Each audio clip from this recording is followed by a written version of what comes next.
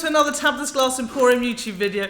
We're looking at some more 90COE pressed glass today. These are made with our Hippy Twisty collection. So these are entirely Hippy Twisties, all pressed together.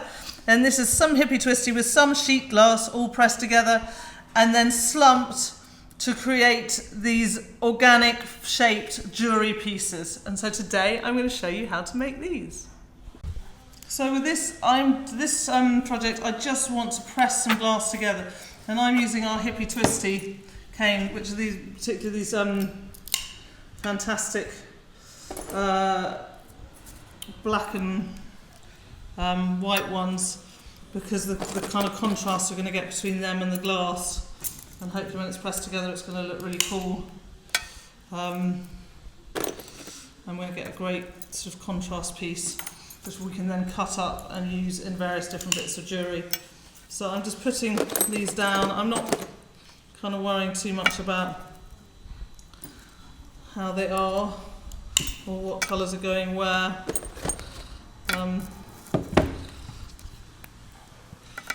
It's probably going a bit long and it should probably be a bit fatter, but hopefully it will be okay. So add the last piece of yellow. And then we can just, that can all be squashed down and we can see how it looks. So for this one I literally just want to use loads of Hippy Twisties, so I'm just going to cut up lots of Hippy Twisties. This has got spring green and turquoise, so it will react together. And then some of this.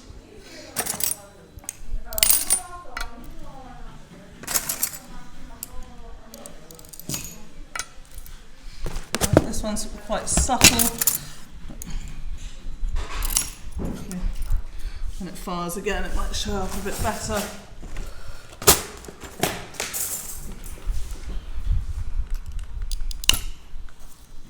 But I'm not going to use that one, it's just too subtle.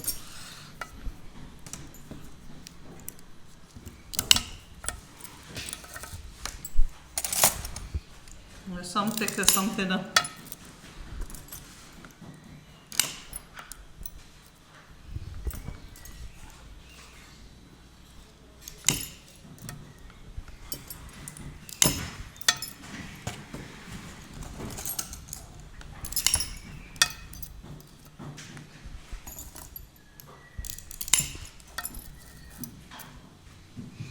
And then this can go in the kiln and it will be fired and pressed, and we can see how it looks when it comes out. So just to explain the glass pressing process, unfortunately we didn't film this when we were making them, so I'm just doing an example here that we can just put in the video so you guys know how. So imagine your glass is in the kiln. This is just some scrap hollows we have.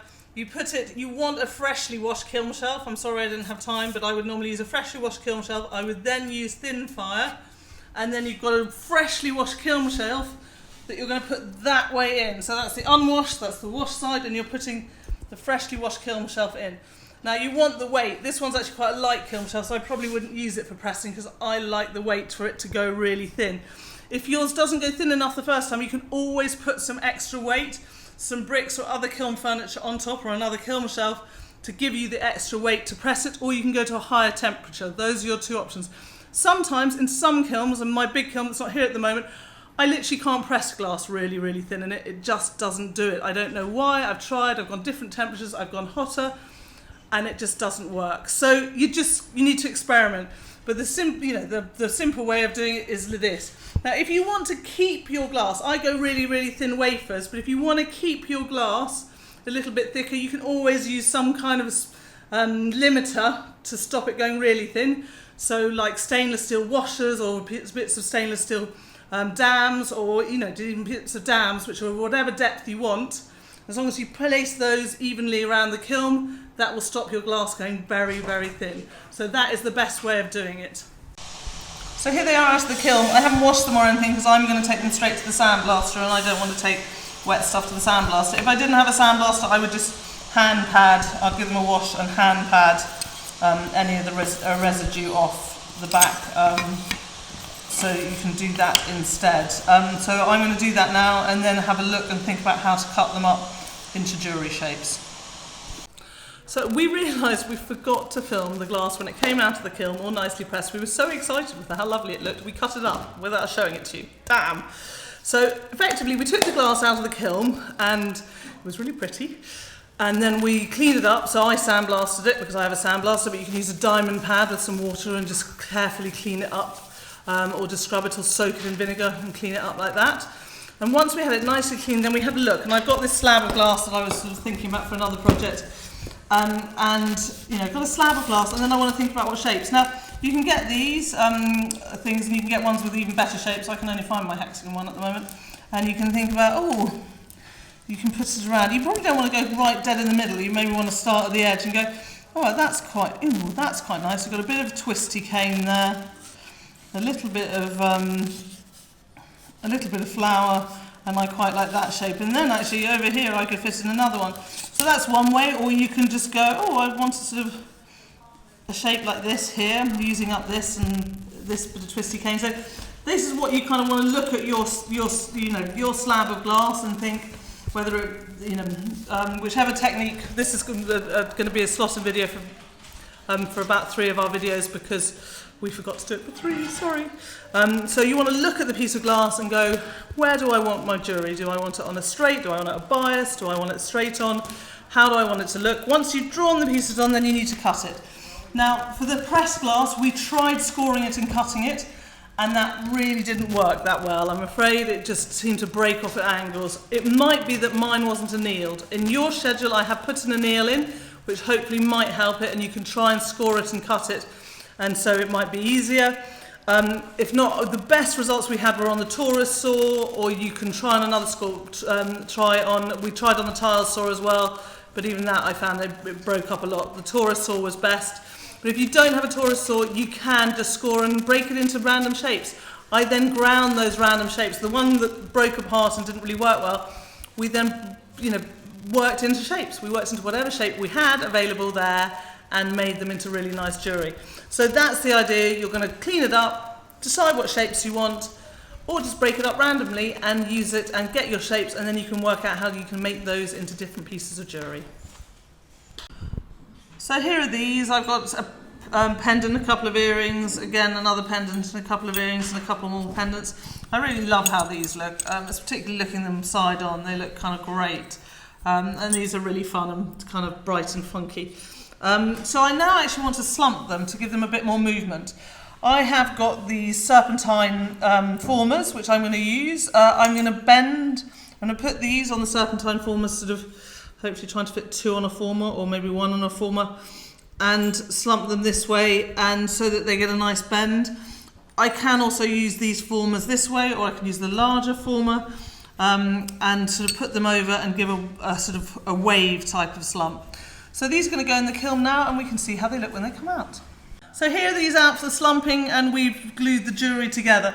We've had a little bit of slumping mishap here, but I still think I'm going to take it off and put it up to my ear as an earring. It still kind of looks cool. I think that could be a really interesting earring, and it's more interesting than it would be if it was just dead flat. And as a piece, I think it's great. I really love these Hippy Twisty pressed glass pieces. I think they're just so interesting, the kind of colour and texture you get from them. It's a bit muted because of the kind of colours blending together, but I just think it's very elegant. I think this is more kind of joyful and upbeat and happy jewellery, which I also like, and I think is really fun. I love this one, which just literally slumped over and made into a little necklace. It is kind of, we slumped the different pieces and then we had to go, oh, what are we going to make out of them? And maybe you want to think a bit more carefully how you're slumping them to how you're going to do. You could slump a bigger piece of glass like this and make it into a sort of bigger necklace like this. If you had something for, there's a piece that's to do a lamp, a little tea light.